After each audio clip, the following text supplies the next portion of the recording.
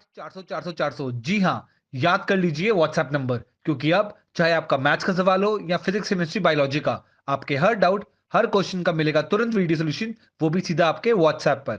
बस अपने फोन में डाउटनेट का 8 400 400 400 व्हाट्सएप नंबर सेव कर लीजिए और चैट ओपन कीजिए। फिर जो भी आपका डाउट है उस सवाल की आपको बस फोटो खींचनी है, उसे क्रॉप करना है और 5 सेकंड में आपको उसका वीडियो सॉल्यूशन मिल जाएगा। क्लास 6 से 12 IIT JEE, NEET, CBSE boards और सभी स्टेट बोर्ड्स के बच्चों के लिए। तो देर किस बात की, अभी जाइए और 8 400 400 400 पर अपना सवाल व्हाट्सएप कीजिए और अपने सभी डाउट्स को आउट कीजिए। लिंक डिस्क्रिप्शन में है। नमस्कार विद्यार्थियों, कैसे हैं आप। आइए हमारे इस चैनल पर आपका स्वागत है। विद्यार्थियों, आज की जो हमारी क्लास है उस क्लास में हम सीखेंगे पूर्णांकों के गुणन के गुण। इससे पहले वाली क्लास में हमने पूर्णांकों के बारे में समझा, पूर्णांकों के योग एवं व्यवकलन के गुण सीखे, हमने पूर्णांकों का गुणा सीखा। आज की क्लास में हम पूर्णांकों के गुणन के गुण सीखेंगे। चलिए शुरू करते हैं। पूर्णांकों के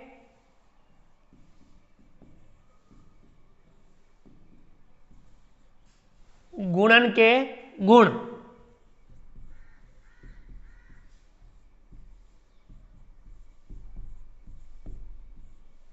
तो विद्यार्थियों, हम पूर्णांकों के गुणन के गुण सीखेंगे, इनके बारे में समझेंगे, इनके बारे में अभ्यास करेंगे। ठीक है विद्यार्थियों, पूर्णांकों के गुणन के गुण। चलिए विद्यार्थियों, पूर्णांकों के गुणन के गुण क्या होते हैं।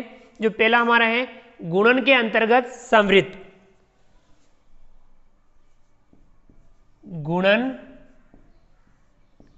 के अंतर्गत समृद्ध।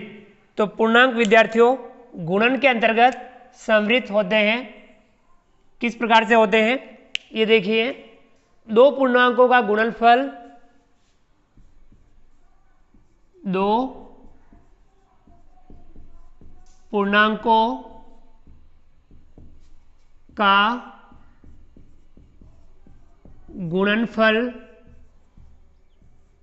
दो पूर्णांकों का गुणनफल पुनः एक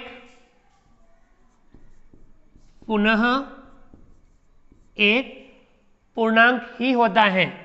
क्या होता है, पूर्णांक ही होता है। अतः हम कह सकते हैं, अतः हम कह सकते हैं कि पूर्णांक गुणन के अंतर्गत समृद्ध होते हैं। पूर्णांक गुणन के अंतर्गत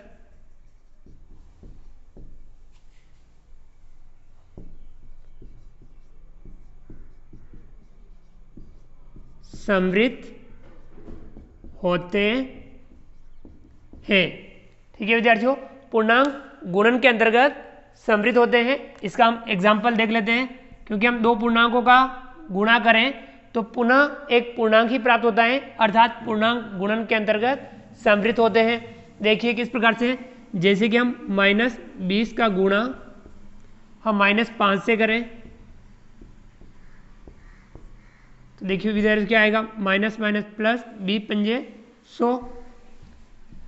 तो ये दो पूर्णांक थे, इनका गुणा किया तो भी हमें पूर्णांक ही प्राप्त हुआ।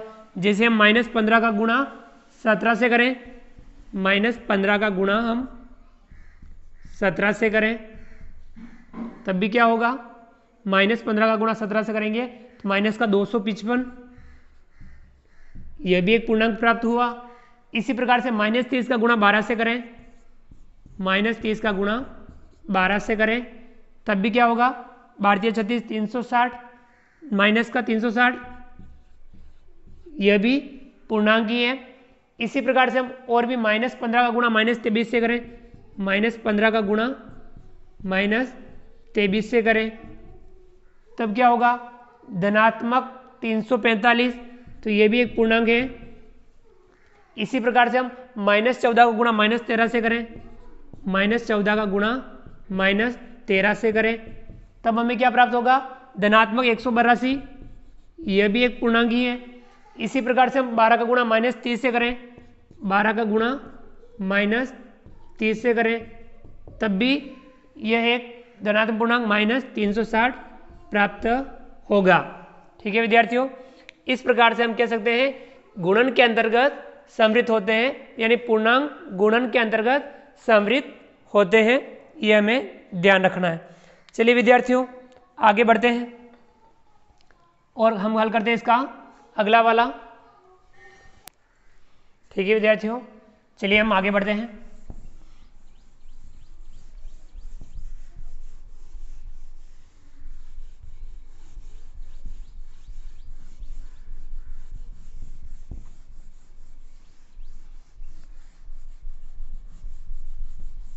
तो विद्यार्थियों इस प्रकार से पूर्णांक गुणन के अंतर्गत समृद्ध होते हैं।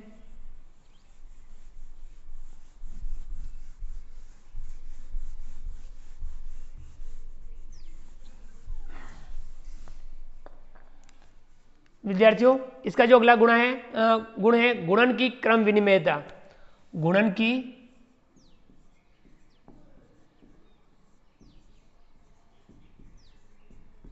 क्रम विनिमयता।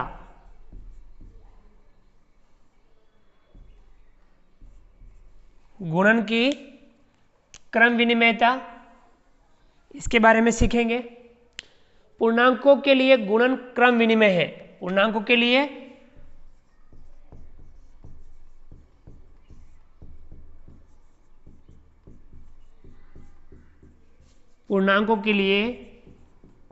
गुणन क्रम विनिमय है।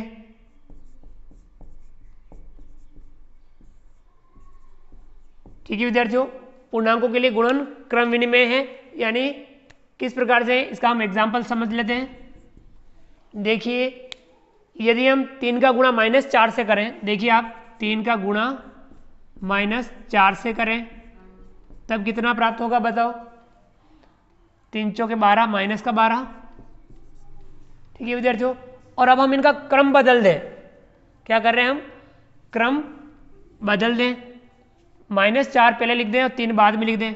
-4 का गुणा हम 3 से करेंगे तब भी क्या आएगा, 4 × 12 माइनस का 12 ही प्राप्त होगा। ये गुण होता है क्रम विनिमय गुण, यानी क्रम बदलने पर भी जो मान आ रहा है वह परिवर्तित नहीं हो रहा है, तो ये होता है गुणन की क्रम विनिमयता। इसी प्रकार से हम -30 का गुणा 12 से करें, जैसे कि -30 का गुणा हम 12 से करें तब क्या आएगा, माइनस का 360 और हम इनका क्रम बदल दें। 12 का गुणा -30 से कर लें, 12 का गुणा -30 से कर लें तब भी क्या होगा, 12 × 36 360 माइनस का 360, यही प्राप्त होगा। क्रम बदल दिया, ठीक है, तो भी इसका मान नहीं बदला, ये होता है गुणन की क्रम विनिमयता। इसी प्रकार से हम -15 का गुणा -10 से करें, -15 का गुणा -10 से करें तो कितना होगा, 150, धनात्मक 150। क्रम बदल दें, -10 का गुणा -15 से करें, -10 का गुणा -15 से करें तब भी क्या आएगा, धनात्मक का 150 ही प्राप्त होगा। ये होती है गुणन की क्रम विनिमयता। ठीक है विद्यार्थियों, तो यानी गुणे का क्रम बदलने पर भी जो मान आ रहा है वह गुणनफल आ रहा है वह परिवर्तित नहीं हो रहा है, ये होती है गुणन की क्रम विनिमयता। अब अगला है शून्य से गुणन। अगला क्या है, शून्य से गुणन। तो विद्यार्थियों शून्य से गुणन ये भी समझ लेते हैं कि शून्य से गुणन किस प्रकार से करें। तो विद्यार्थियों किसी भी पूर्णांक को शून्य से गुणा करने पर, किसी भी पूर्णांक को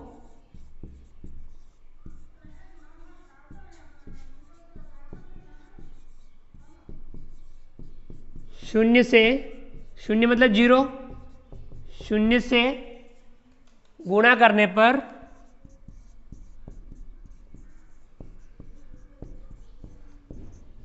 किसी भी पूर्णांक को शून्य से गुणा करने पर गुणनफल शून्य प्राप्त होता है। गुणनफल शून्य प्राप्त होता है। ठीक है विद्यार्थियों, किसी भी पूर्णांक को यदि हम शून्य से गुणा करेंगे तो गुणनफल क्या प्राप्त होगा? शून्य ही प्राप्त होगा। इससे भी हम एग्जाम्पल के माध्यम से समझ लेते हैं। जैसे कि हम -3 का गुणा 0 से करें, -3 का गुणा 0 से करेंगे तो गुणनफल कितना आएगा? शून्य, यानी 0 ही प्राप्त होगा। जैसे कि हम -5 का गुणा 0 से करें तब भी क्या आएगा? गुणनफल 0 आएगा। यदि हम 1 का गुणा -5 से 0 का गुणा 14 से करें, 0 का गुणा यदि हम 14 से करें तब भी 0 ही प्राप्त होगा। और भी हम उदाहरण लेके देख सकते हैं, 0 गुणा -4 से करें, 0 का गुणा -4 से करें तब भी 0 ही प्राप्त होगा। इसी प्रकार से 0 का गुणा -6 से करें, 0 का गुणा -6 से करें तब भी हमें 0 ही प्राप्त होगा। और इसी प्रकार 23 का गुणा यदि 0 से करेंगे तब भी हमें 0 ही प्राप्त होगा। अर्थात कहने का तात्पर्य यह है कि यदि हम किसी भी पूर्णांक को यदि शून्य से गुणा करेंगे तो गुणनफल हमेशा शून्य ही प्राप्त होगा। चलिए विद्यार्थियों, ये था शून्य से गुणन। चलिए आगे बढ़ते हैं।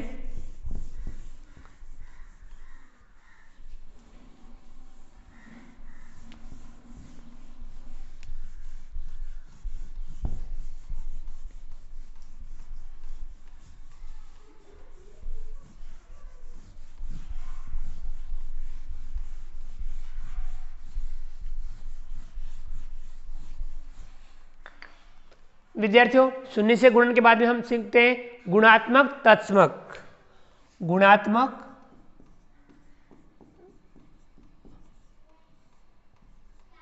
या गुणात्मक, इसे आप गुणात्मक भी कह सकते हैं, गुणात्मक लिख दीजिए, ये बेटर रहेगा। गुणात्मक तत्समक। गुणात्मक तत्समक को हम सीखते हैं, समझते हैं। गुणात्मक तत्समक एक पूर्णांकों के लिए गुणात्मक तत्समक है। एक पूर्णांकों के लिए गुणात्मक तत्समक है।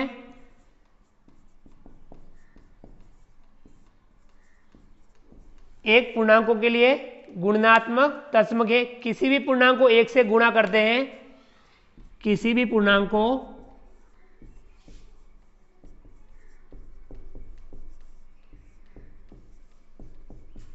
1 से गुणा करते हैं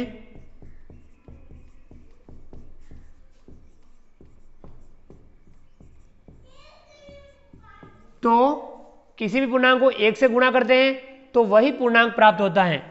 तो वही पूर्णांक प्राप्त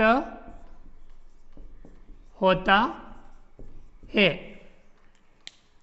कहने का तात्पर्य है एक पूर्णांकों के लिए क्या है? गुणात्मक तत्समक है, यानी किसी भी पूर्णांक को यदि हम 1 से गुणा करें तो हमें वही पूर्णांक प्राप्त होता है, यानी वो होता है उसका गुणात्मक तत्समक, यानी एक पूर्णांकों के लिए गुणात्मक तत्समक होता है।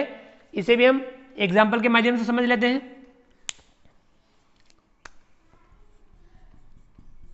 एग्जाम्पल के माध्यम से समझते हैं कि जैसे कि -3 का गुणा हम 1 से करें, -3 का गुणा 1 से करें तो यही पूर्णांक प्राप्त होगा -3।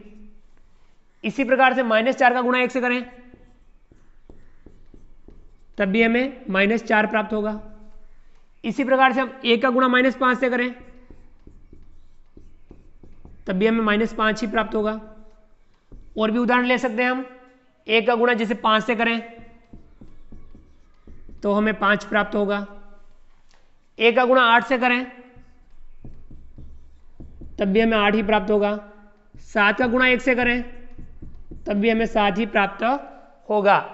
यानी एक जो है पूर्णांकों के लिए गुणात्मक तत्समक होता है, यानी हम 1 का गुणा किसी भी पूर्णांक से करते हैं तो हमें गुणनफल या गुणा वही पूर्णांक प्राप्त होता है।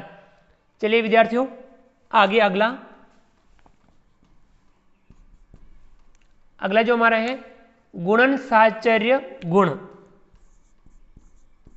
गुणन साहचर्य गुण। गुणन साहचर्य गुण क्या होता है ये हम सीखे हैं, ये समझते हैं। पूर्णांकों के लिए गुणन साहचर्य होता है। पूर्णांकों के लिए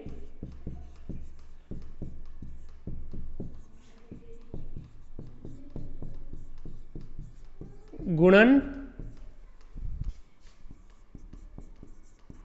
साहचर्य होता है। पूर्णांकों के लिए गुणन साहचर्य होता है, अर्थात किन्हीं तीन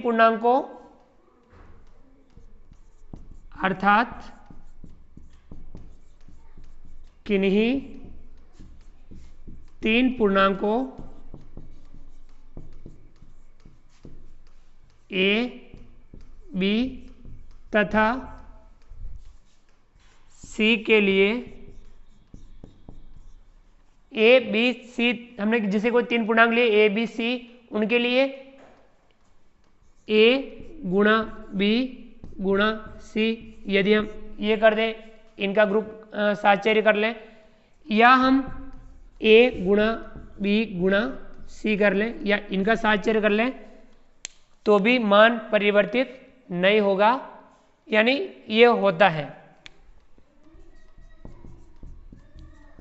ठीक है विद्यार्थियों, गुणन साहचर्य पूर्णांकों के लिए गुणन साहचर्य होता है, अर्थात किन्हीं तीन पूर्णांकों ए बी तथा सी के लिए ए गुणा बी गुणा सी, ए गुणा बी गुणा सी होता है।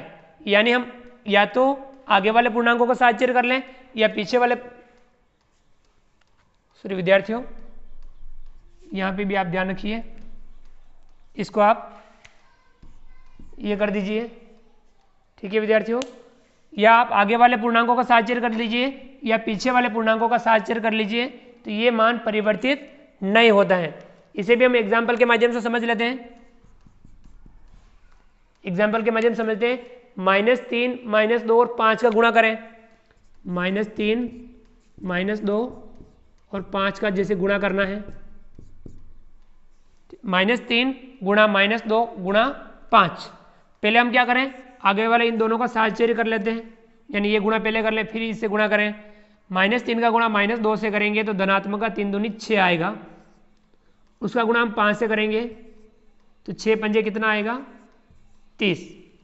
ठीक है विद्यार्थियों, 6 पंजा 30।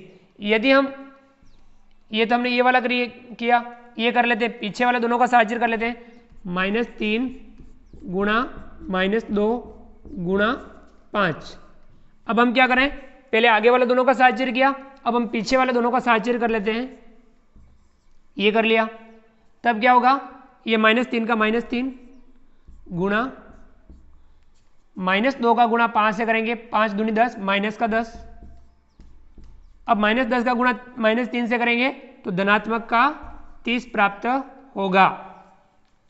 ठीक है विद्यार्थियों, इस प्रकार से मान परिवर्तित नहीं हुआ, ये होता है गुणन साहचर्य गुण। चलिए विद्यार्थियों आगे बढ़ते हैं।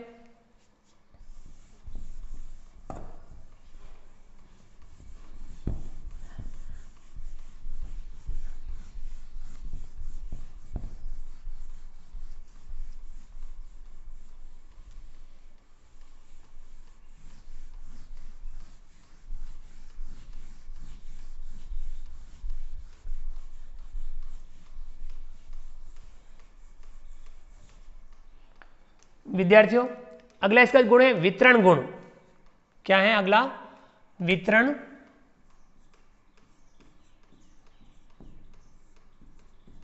गुण। तो विद्यार्थियों वितरण गुण के बारे में समझ लेते हैं।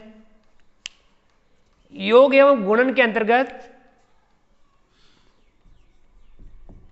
योग एवं गुणन के अंतर्गत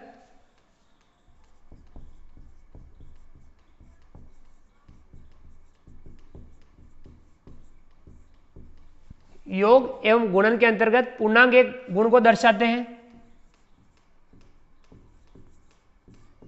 पूर्णांक एक गुण को दर्शाते हैं।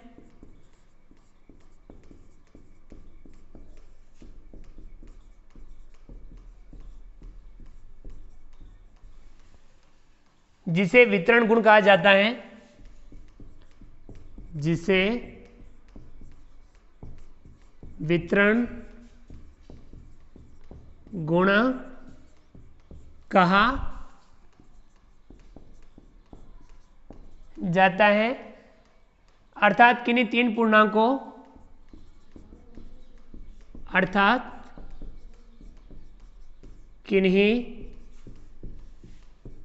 पूर्णांकों ए बी तथा सी के लिए ए बी तथा सी के लिए ए बी तथा सी के लिए ए गुणा बी प्लस सी, ए गुणा बी प्लस सी, या इसे हम किस प्रकार से वितरण कर सकते हैं, जैसे कि इस प्रकार का अगर हमें कहीं हो ए गुणा बी प्लस सी हो तो उसे हम किस प्रकार से लिख सकते हैं, ए का गुणा बी से और ए का गुणा सी से हम करके लिख सकते हैं ए गुणा बी प्लस ए गुणा सी, ए गुणा सी, इस प्रकार से हम लिख सकते हैं। तो ये वाला जो होता है के लिए होता है, यानी ए गुणा बी प्लस सी अगर इस प्रकार का हो तब हम इसे ए गुणा बी और प्लस ए गुणा सी लिख सकते हैं। ये होता है वितरण गुण। ठीक है विद्यार्थियों, अब इसका एग्जाम्पल भी समझ लेते हैं कि ये किस प्रकार से है। एग्जाम्पल, -2 गुणा 3 प्लस 5, -2 गुणा कोष्टक 3 प्लस 5, इस प्रकार से ये हो गया ये वाला रूप a गुणा बी प्लस सी। इसे हम हल किस प्रकार से कर सकते हैं, a का गुणा b से और a का गुणा c से कर सकते हैं। देखिए किस प्रकार से, -2 का गुणा 3 से कर सकते हैं हम, -2 का गुणा हम 3 से करेंगे और प्लस -2 का गुणा 5 से करेंगे, -2 का गुणा 5 से करेंगे, दोनों से हो गया। -2 का गुणा 3 से, -2 का गुणा 5 से कर दिया। अब ये इसे हम हल करेंगे, -2 का गुणा 3 से करेंगे, कितना आएगा, 3 दूनी 6 माइनस का 6, प्लस -2 का गुणा 5 से करेंगे, 5 दूनी 10 माइनस का 10। अब माइनस का 6 माइनस का 10 जोड़ना है तो कितना हो जाएगा, माइनस का 16। ठीक है विद्यार्थियों, क्या आएगा, माइनस का 16। ये जो गुण होता है ये होता है वितरण गुण। ठीक है विद्यार्थियों, इस प्रकार से हमने आज की क्लास में गुणन के बारे में सीखा, गुणन के जो गुण थे उनके बारे में सीखा। तो विद्यार्थियों आप भी इन सवालों का अभ्यास कीजिए और आप जुड़े रहिए हमारे से एसएल जार से। तो विद्यार्थियों आप हमारे इस वीडियो को लाइक कीजिए, चैनल को सब्सक्राइब कीजिए और अधिक से अधिक विद्यार्थियों तक हमारे वीडियो शेयर जरूर कीजिए। मिलते हैं अगली क्लास में नए वीडियो नए कंटेंट के साथ में, तब तक के लिए थैंक यू, धन्यवाद, जय हिंद, जय भारत, आपका दिन शुभ रहे, थैंक यू।